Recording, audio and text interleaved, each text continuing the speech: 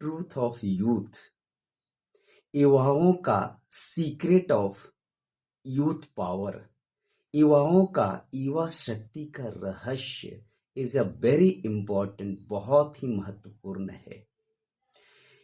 युवा एक डायनामाइट की तरह पावरफुल है कि थोड़ी सी चिंगारी लगते ही एक बड़ा एक्सप्लोजन होता है एनर्जी का, ऊर्जा का, जैसे एटॉमिक पावर की तरह है।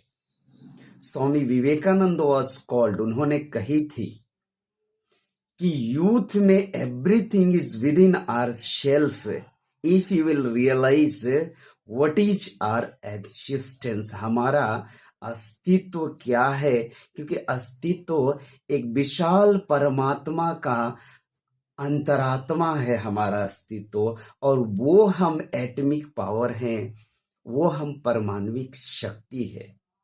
If we want to realise, यदि हम चाहे इस सत्य को सत्यापित करने के लिए, तो हम कर सकते हैं, क्योंकि हम सब में वो करने की शक्ति भरी हुई है। और इसलिए बार बार अगेन एंड अगेन, पुनः पुनः हमें डिपेंड रहना है कि नहीं ऐसा हो जाएगा, ऐसा हमारा कर्म में लिखा है। जैसा जैसे पुरानी बहुत सारी कहावतें हैं कि पैर उतना ही फैलाए जितनी चादर हो। अरे पैर क्यों नहीं हम फैलाए, चादर बड़ी हम कर ले, चादर को और बड़ा हम कर ले, डबल बेड की चादर ले। बहुत सारी आगे जो कहावतें हैं वो हमें उनसे आगे जाना चाहिए। ये बहुत सुंदर काव्य है। लक्ष्मण रेखा के दास तटों तक ही जाकर फिर जाते हैं, वर्जित समुद्र में नाव लिए स्वाधीन वीर ही जाते हैं।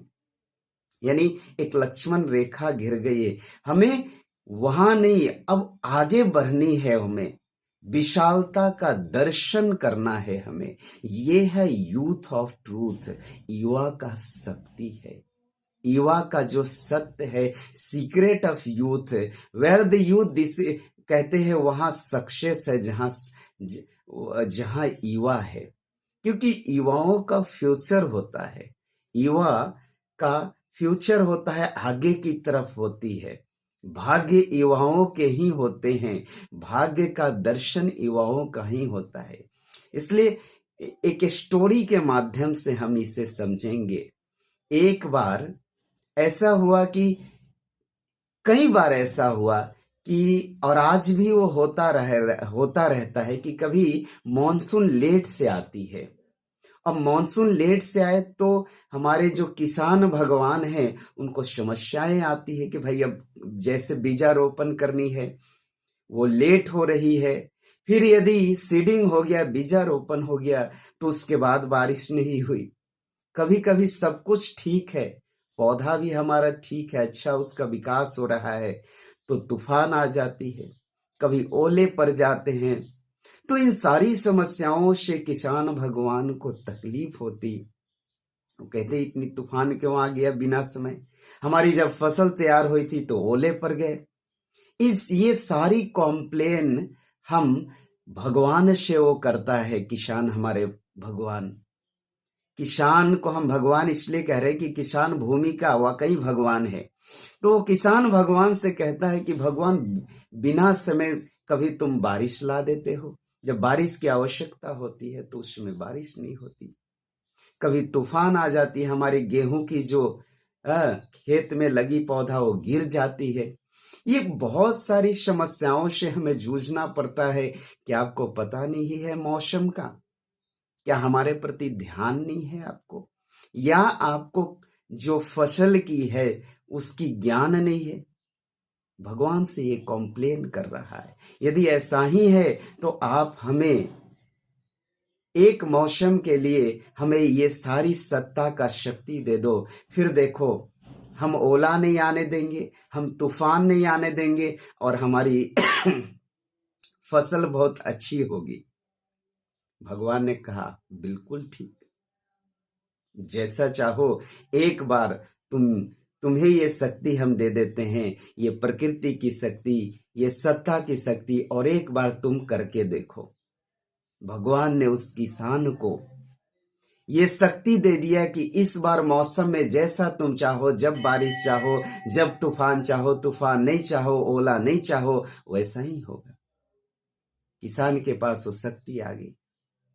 किसान अपने अनुसार बारिश किया, वर्षा किया, तूफान बिल्कुल आने नहीं दिया, ओला बिल्कुल आने नहीं दिया। जैसा किसान को लगा वैसा ही मौसम के अनुसार उसने अपने फसल, उसने अपने क्रॉप जो था उसका किया। परिणाम क्या हुआ कि पिछले साल से जब परमात्मा प्रकृति को अपने नियम के अनुसार करता था, तूफान आती थी, बारिश आती थी, धूप रहती थी, वो सब किसान ने अपने पौधे के लिए उस समय नहीं किया। फिर क्या था पौधे, फिर क्या था जो फसल हुई, जो उपज हुई, जो अनाज आई, वो आधी रह गई। फिर कॉम्प्लेन किया कि ऐसा कुछ आपने, भगवान ने गड़बड़ किया, ऐसा क्यों हुआ?